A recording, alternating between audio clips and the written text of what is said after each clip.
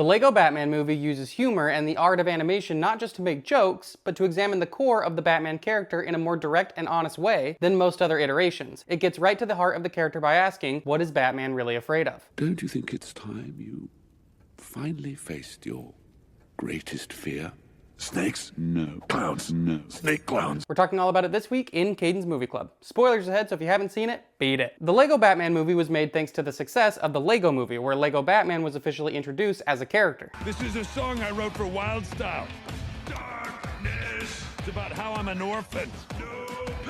The Lego Movie was written and directed by Phil Lord and Chris Miller, and I think it's there that the tone of this Lego world was established and would carry over to the Lego Batman movie. Lord and Miller pulled off this trick where they were able to take the studio IP movie and make it really creative, heartfelt, and interesting. Look at all of these things that people built. You might see a mess. Exactly, and a bunch of weird, dorky stuff that ruined my perfectly good stuff. Okay, what I see are people inspired by each other.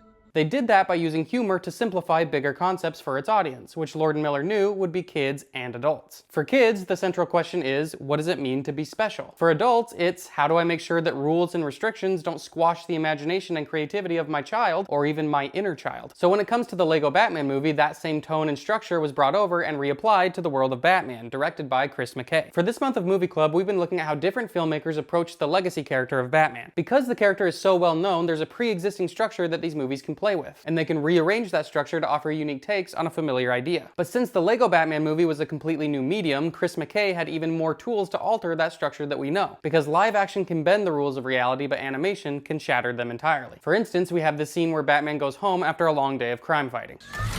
Hey, computer. I'm home. I'm home. I'm home. I'm home. Stupid.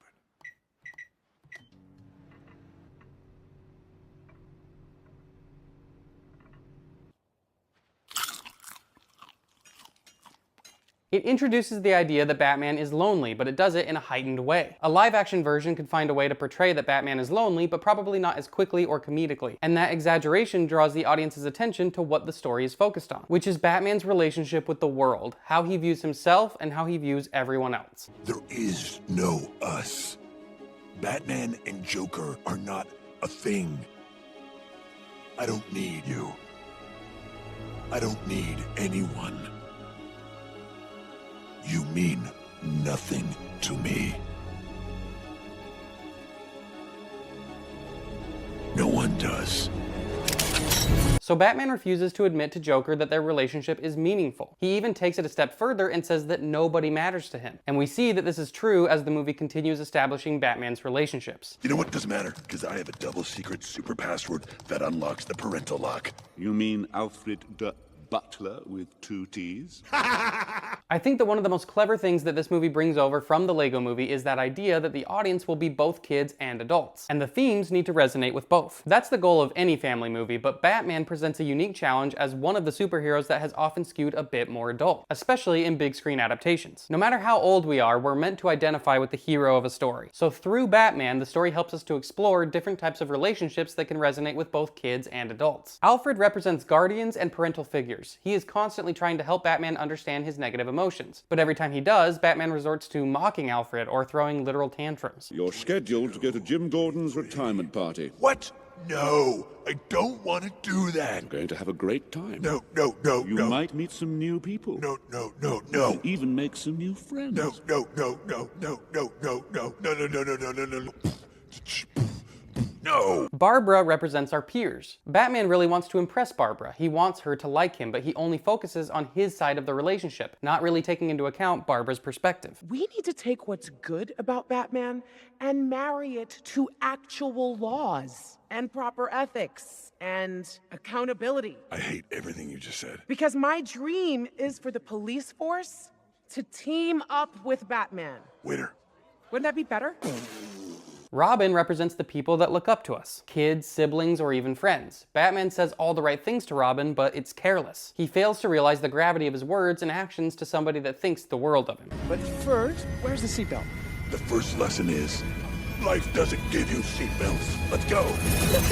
Yeah. Yes! Oh! don't! And finally, Joker represents people we don't get along with. After that first scene where Batman really hurt Joker, Joker's main plot is to not really have a plot, because the only reason he does bad things is to get Batman's attention. But Batman refuses to show any kind of compassion towards that. Admit it. I'm your greatest enemy. You're not my greatest enemy, Joker. Okay, then send me to the Phantom Zone. Fine, I will. And prove I'm your greatest enemy. As the story progresses, Batman keeps being given opportunities to make changes and develop these relationships, but he continues to put up walls. His entire plan is to put Joker in the Phantom Zone because he refuses to give Joker the satisfaction of winning. Alfred keeps trying to tell him to take responsibility by caring for Robin, but he puts Robin in danger. You're super nimble, right? I sure am. And small. Very. And quiet. When I desire to be. And 110% expendable. I don't know what that means, but okay. And all along the way, he refuses to respect Barbara's position as the new police commissioner. All of this results in Joker bringing back worse villains from the Phantom Zone to destroy Gotham City. So Batman's actions actually created a problem where there really wasn't one. Batman tricks himself into thinking this was all part of his role, that he's protecting people, but when he goes to the Phantom Zone for himself, he has to face the truth. No, I was trying to protect them. By pushing them away? Well, yeah. Are they really the ones you're protecting? You do the same thing over and over. What's gonna change? I know what I need to do. Batman is sent back on the condition that he will round up all the bad guys, including himself, and bring them back to the Phantom Zone. And his first step in accomplishing that mission is realizing he cannot and should not do it alone. The reason I came back was the same reason I left you. I was afraid. I call it the Babs signal. And I'm flipping the switch for you because saving this city is too big a job for one person. Flip, flip. He starts to recognize that the people in his life are not just more gadgets in his utility belt. The loss of his family when he was a child might have been the reason he became Batman, but it doesn't have to be the reason he keeps being Batman. Hey, computer. I'm home. And that lesson should even apply to people we perceive as our enemies. And if it wasn't for you, I never would have learned how connected I am with all these people. And you. So if you help me save Gotham, you'll help me save us. You just said us.